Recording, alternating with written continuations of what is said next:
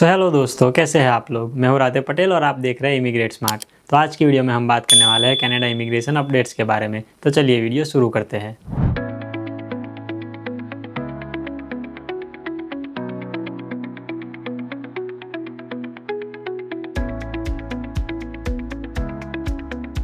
अब वैसे तो आईआरसीसी ने पिछले कुछ महीनों में काफ़ी सारे चेंजेस किए हैं, पर उसको आसानी से समझने के लिए मैंने उसको 3 कैटेगरी में डिवाइड किया है। तो चलिए उसको बारी बारी से समझते हैं। तो अब सबसे पहले आईआरसीसी के पिछले ड्रॉ हिस्ट्री पर नज़र डालते हैं। तो हमने पिछले 6 महीनों में देखा कि आईआरसीसी ने CEC, PNP, French, health care, trade और मैनेजर स्ट्रीम में ड्रॉज निकाले, पर उनमें से सबसे ज़्यादा सीईसी कैटेगरी के 8 ड्रॉ थे, जिसमें से स्कोर 508 से लेकर 515 तक था।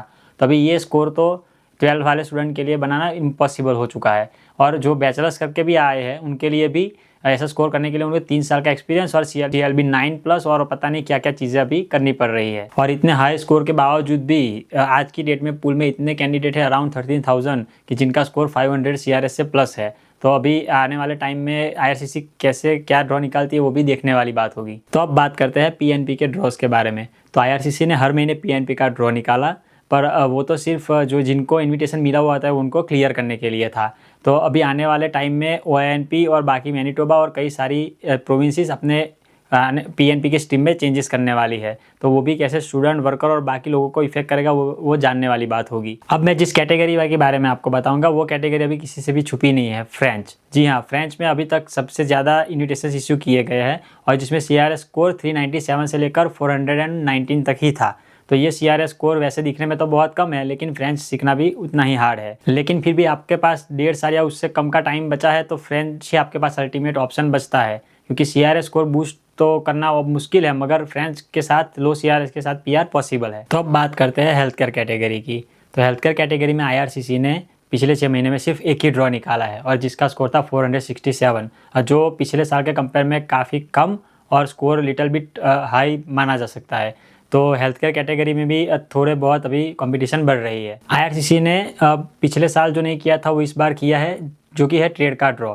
उन्होंने एक ट्रेड का ड्रॉ कंडक्ट किया जिसका CRS स्कोर था 477, जो पिछले ट्रेड के ड्रॉ के मुकाबले काफ़ी कम है, क्योंकि इन्विटेशन की अमाउंट ज़्यादा है। इसके अलावा भी आईआरसीसी ने 2 नई कैटेगरीज में ड्रॉ कंडक्ट किए, एक था फिजिशियन और एक है मैनेजर। उन दोनों स्ट्रीम में भी लोगों के इन्विटेशन रिसीव हुए हैं।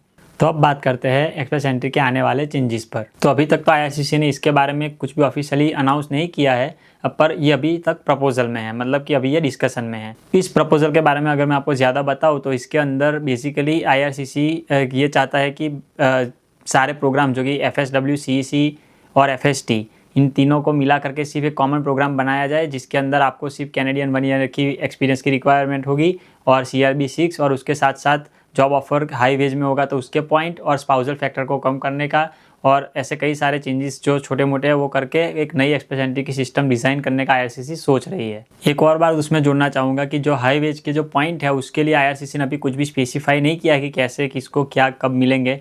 तो उसके लिए आने वाले टाइम में आपको देखना पड़ेगा कि भाई आपका ऑक्यूपेशन एलिजिबल है या नहीं। तो अब बात करते हैं सबसे interesting topic, TR to PR। अब वैसे तो आपने सोशल मीडिया में देख ही लिया होगा कि भाई काफ़ी सारे लोगों ने हाइप क्रिएट करके रखी है कि TR to PR आने वाला है, TR to PR आने वाला है। तो जी हाँ, TR to PR आएगा, जिसमें 33,000 एप्लीकेंट्स को over the 2 years of period PR दिया जाएगा। तो उसके लिए भी आने वाले टाइम में आपको अनाउंसमेंट देखने को मिलेगी। हालांकि फ़िलहाल अभी तक कुछ भी अनाउंसमेंट देखने को मिली नहीं है। हालांकि इमिग्रेशन मिनिस्टर ने ऐसा क्लियर बोल दिया है कि ये वाला जो प्रोग्राम है वो रूरल एरिया को टारगेट करेगा। तो अगर जो आपके पास रूरल में जॉब ऑफर है और उसके साथ साथ आपने टैक्स पे किया हुआ है और आपके पास थोड़ा सा भी एक्सपीरियंस है, तो शायद आप इस प्रोग्राम के लिए एलिजिबल हो सकते हैं, क्योंकि अभी प्रोग्राम की रिक्वायरमेंट आना बाकी है। तो अगर आप चाहते हो कि उसके ऊपर भी हम एक अलग से वीडियो बनाएं, तो नीचे दिए गए बटन को क्लिक करके हमारे चैनल को सब्सक्राइब कर दीजिए, ताकि हमें मोटिवेशन मिलता रहे। और मिलते हैं अगली वीडियो में, तब तक के लिए गुड बाय।